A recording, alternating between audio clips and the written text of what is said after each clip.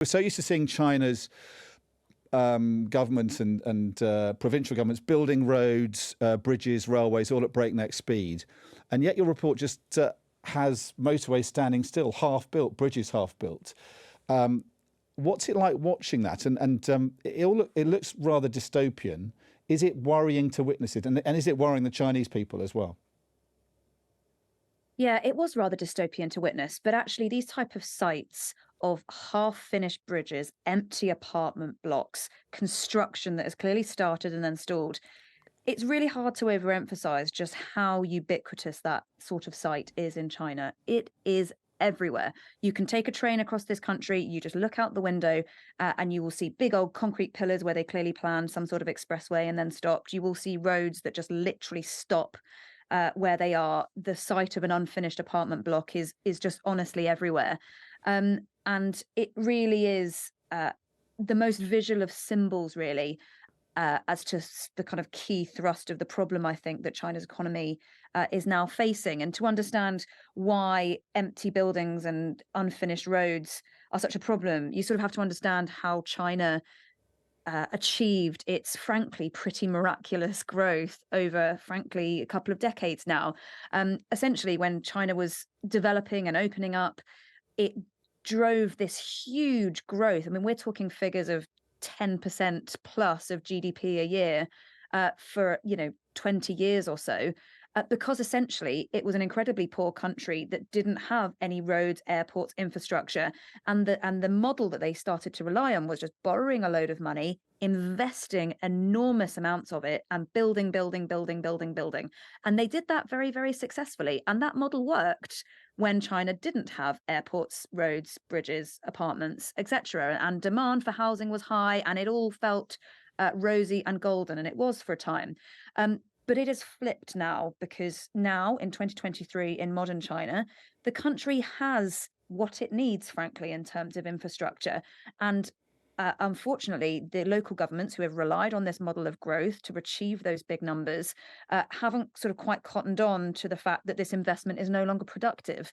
And they, frankly, just continued building, and they building things that they don't need. And the result is the sites that we saw in a city like Zuni, which is a particularly sort of visual and sort of strong example of this. Worth saying, Zuni's in the southern province of Guizhou, and Guizhou is one of the poorest places in China, but it is one of the most over-leveraged. The debt there is absolutely huge. This very rural province has 11 airports. It has nearly 50% of the world's 100 tallest bridges. I mean, it has so many things that don't really fit with the kind of profile of that province.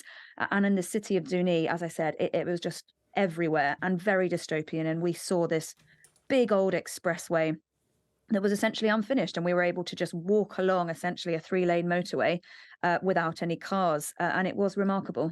But you've also been talking to the Chinese people, market traders and the rest of the Chinese are some of the sort of the best capitalists in the world. So the mood you seem to be getting from them is they seem pretty depressed. The economy is not going the way they had hoped after the government sort of reopened things after COVID. All those controls were removed after all that political unrest we saw. I mean, do they seem worried, and do they feel it's going to get any better, or are they seriously concerned about where this is going? We definitely got a sense in Zuni and Guizhou that people were quite angry, actually, about some of the infrastructure investments. I mean, one woman said to us quite clearly, this money has just been completely wasted. And why? I think people, certainly in parts of rural China, still live quite traditional lives. Many of them are still quite poor.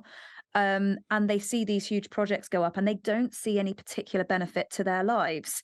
Then you have a whole other class of people who have been really sort of quite directly victimized by some of the overbuilding, and that is particularly in the housing sector. My favorite fact about China is there's actually more empty apartments in China than there are people in Germany. So these huge investments, it got to the point where these developers were so over-leveraged, the government actually tried to intervene in 2021, put in some measures to try and curb some of those excesses. resulted in some of the biggest developers in China being unable to service their debts, defaulting on them. And essentially, it meant these building projects just got stalled. And in China, what happens is people tend to pay upfront for these apartments before they're even finished being constructed. And essentially, that means you have thousands of people who have put their life savings into an apartment that is just unfinished and they don't have it. So, people are really, really angry about that.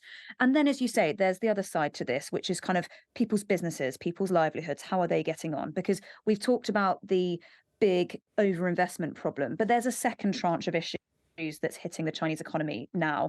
And those issues you could kind of characterize as things that have come about because of either policy or things that have happened. So most importantly, the pandemic, and then also some government policies that have really created a much more restrictive environment for some businesses. So the pandemic, I mean, China locked down whole cities on a whim.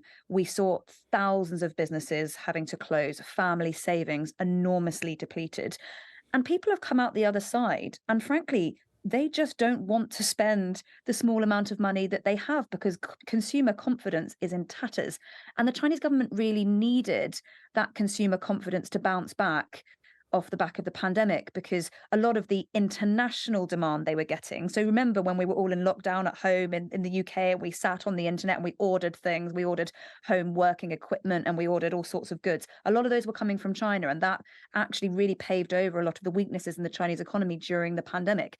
That demand is clearly gone, and Chinese consumers are not making up the gap because they've watched their government shut their businesses down on a whim, essentially. So they're just not confident. And that's really affecting people's businesses. So in Zuni, we spoke to market traders who just said, look, it's just so much worse than it was before the pandemic. People just don't want to spend their money. I interviewed an antiques trader in Beijing last month about this too. She said, this is a discretionary spend. Why would people do it? They're worried about where every penny's coming from at the moment. So that's a big issue. Then you add on another layer to this, which is very, very, very large youth unemployment. About 1 in 5 young people are unemployed at the moment. That's largely because of more young people going through university. It's about government crackdowns on some industries like technology and private tutoring and whatnot. So that really made that environment for young people very difficult. You add the fact that prices are falling, exports are down, and you just have this multi-layered problem that is making the lives of some ordinary Chinese people really, really difficult indeed.